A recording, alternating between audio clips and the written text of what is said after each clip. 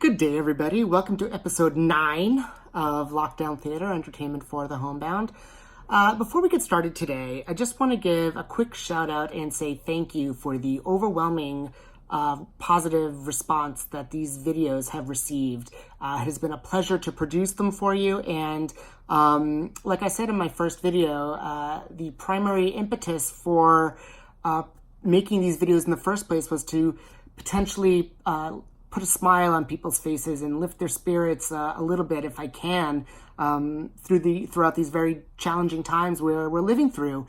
And the incredible positive feedback that I've received from these videos means a great deal, and I really appreciate it. And I hope that they have managed to, maybe put a smile on your face, even if it's just for a couple of minutes. So thank you, and I'm extraordinarily appreciative, and hopefully I will continue to make you smile henceforth. So without further ado, let's get to this episode's movie. For this episode, I have a very special guest joining me. This is Croatia. Say hello. And she is going to help me to discuss today's movie, Fish Called Wanda. Now, do you know anybody in this movie? Any of your friends?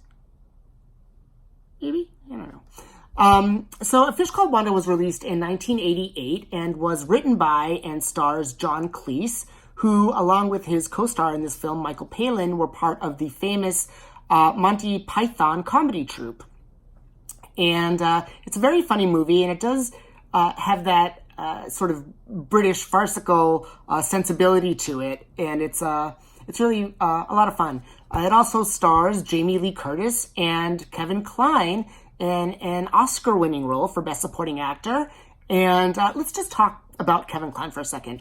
He has this energy in this film, this sort of acrobatic energy that is really something to watch. And he does this thing with his acting, and he's done this in a couple of movies that I've noticed. And I'm just looking up my DVD collection. He does the same thing in Soap Dish a couple years later, where he talks and his voice gets very loud, like it's projecting, like he's at the theater, and he's got these mannerisms, and he does all this stuff like that, and sort of these what I've come to realize are kind of Kleinisms. It's sort of his personal acting style, and it works here very well, and it works in many of the movies that he's in, just because he is such a good actor, and it's really just fun to watch him do that. But let's move on. So John Cleese, for his part, is sort of the polar opposite of the Klein character. He's sort of the stodgy Brit.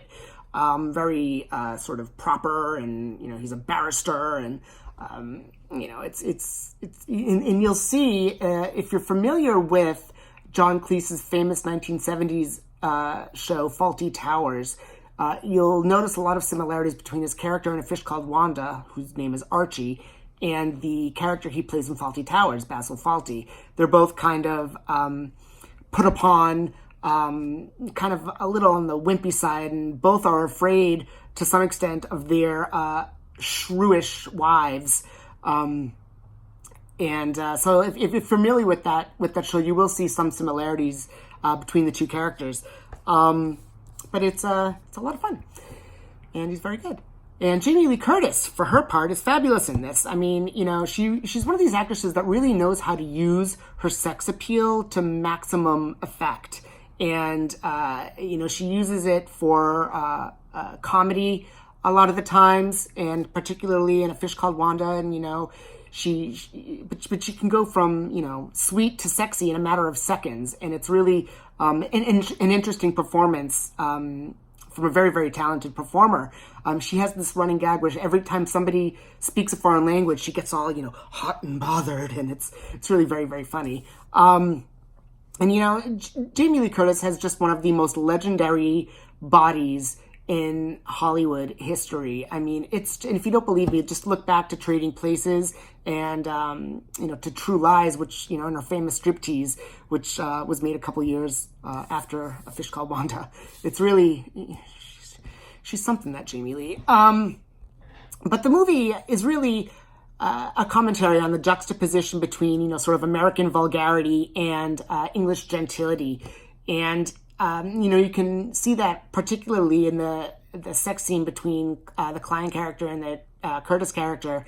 And it's very kind of over the top and loud and boisterous, juxtaposed with the John Cleese character and his wife, getting ready for bed, and everything is very sterile, and they're sleeping in 2 separate beds, and it's really very the comparison is very clearly illustrated between the two thematic differences. So it's really very interesting to watch. But like I said, the movie is very funny. There is a running gag where the Michael Palin character is charged with murdering a little old lady who likes to take her little dogs for walks up and down the street. And but every time he tries to, bump off the little old lady, he ends up getting the dogs instead. And while it is played for humor and very irreverent, it's not something the PETA folks are going to enjoy. So if that's something that bothers you, then even though it is played for laughs, it may not be the movie for you. But like I said, Fish Called Wanda does have this sort of British sensibility to it. So if you do appreciate British humor, you are likely to get more out of the movie. Not that there's not all types of humor. I mean, there's sort of a more pratfally kind of slapsticky humor as well thrown in there, but it really will enhance your appreciation of the film if you do have that kind of affection for British humor. So, you got anything else to say about this movie? Anything? No? No? Okay. Well, that's all I got today on A Fish Called Wanda. And I'm not sure what I will be looking at next, but we'll see about that, and I will let you know when the time comes. But until then, take care of each other and be safe. So say goodbye, Croatia. Bye. Yeah? All right. All right, so from Croatia and myself, see you next time.